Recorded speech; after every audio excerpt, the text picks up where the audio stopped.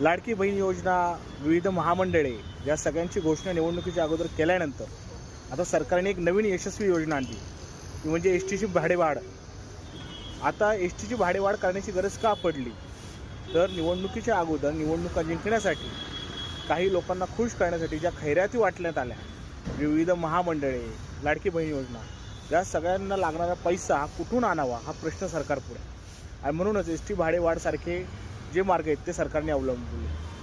आता येथून मागेही आम्ही म्हणत होतो की कुठलीही योजना राबवताना एक दूरगामी विचार व्हायला हवा, की त्या योजनेसाठी लागणारा निधी आपल्याकडे येणार कसा, तो खर्च कसा करावा, या सगळ्या गोष्टींचा विचार व्हायला हवा होता. निवडणुकीच्या अगोदर देखील प्रत्येक वेळेस महायुतीचे तीनही नेते म्हणजे देवेंद्र फडणवीस, अजित पवार, एकनाथ शिंदे तिघंही असंच म्हणत होते की आमचं सरकार पडल्यावर लाडकी बहीण योजना बंद होईल. हे असं म्हणण्याची वेळ त्यांच्यावर काय येत होती, म्हणजे लोकांना का तुम्ही घाबरवत होते, म्हणजे तुमची योजना चालू होईल असा तुम्हाला विश्वास नव्हता का? संजय गांधी निराधार योजना, मनरेगा या योजना आज देखील चालू आहेत त्याच ताकदीने. मग तुमची योजना का बंद होणार होती?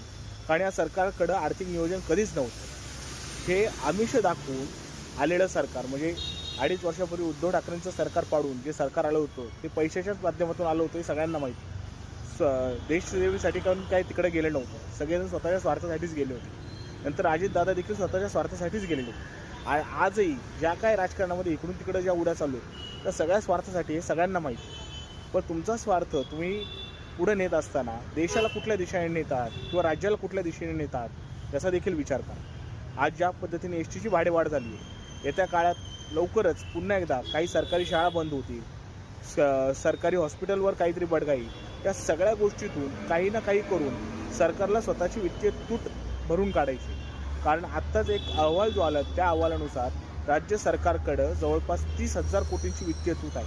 ही वित्तीय तूट भरून काढायची असेल तर हे असले काहीतरी उपाय राज्य सरकार काढतं. म्हणजे थोडक्यात काय, एका हाताने द्यायचं दुसऱ्या हाताने काढून घ्यायचं. हे असलं दळभद्री सरकार जे आपल्या डोक्यावर आले त्या सरकारला हाकलायचं हे जनतेच्या हातात आहे. अर्थात आता 5 वर्ष काही निवडणुका नाही आहेत, पण लवकरच महानगरपालिकेच्या निवडणुका होण्याची शक्यता आहे. त्यावेळेस तरी जनतेने शांतपणे विचार करून या महायुतीच्या भ्रष्ट सरकारला त्यांची जागा दाखवून दिली पाहिजे. कारण लाडकी बहीण योजनेमध्ये पण यांनी खूप मोठा घोळ करून ठेवला आहे. एक तर निवडणुकीच्या अगोदर निवडणुका जिंकण्यासाठी सरसकट सगळ्यांना पैसे वाटले आणि त्याच्यानंतर आता अपात्र महिला वगैरे या सगळ्या गोष्टी काढून तिथं देखील काही ना काही काटछाट करण्याचा यांचा डाव आहे. म्हणजे यांच्या डोळ्यासमोर ना महिलांचं सबलीकरण होतं, ना महामंडळाच्या माध्यमातून समाजातील वंचित घटकांना न्याय देण्याचं उद्दिष्ट होतं. यांचं उद्दिष्ट फक्त एकच होतं, निवडणुका जिंकणं. केवळ राजकारण डोळ्यासमोर ठेवून ज्यावेळेस तुम्ही राज्याचा गाडा पुढे नेण्याचा विचार करता